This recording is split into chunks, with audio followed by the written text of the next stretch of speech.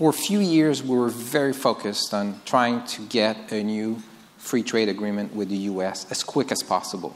And we were very supportive here in Quebec and Montreal about everything that we could do to get that deal as soon as possible.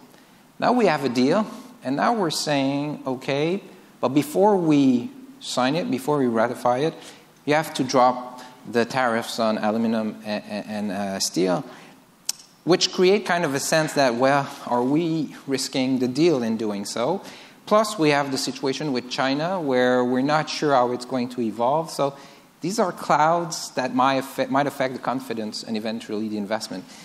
What's your views on these clouds? They are clouds. I mean, these are challenges. We have to address them head on.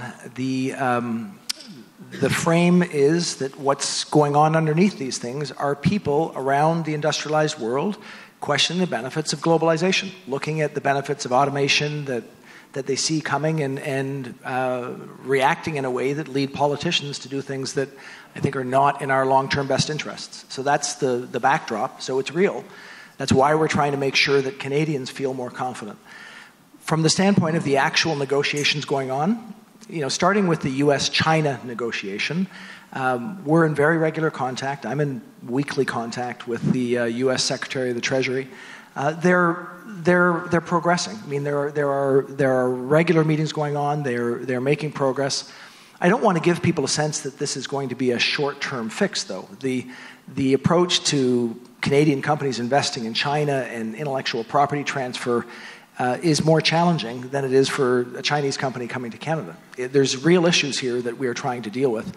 It seems to me unlikely that we'll solve all of them in the short term, but I'm cautiously optimistic that the U.S. and China will actually make some progress in those discussions, and that will, I hope, take away some of the concerns that people have as they make investments, especially investments around exporting opportunities. So that is going, I think, as well as we can hope. The Canada-U.S. situation is a little different. The ratification of the new NAFTA is proceeding. We see the newspaper reports and it looks messy. I've learned that politics can be messy.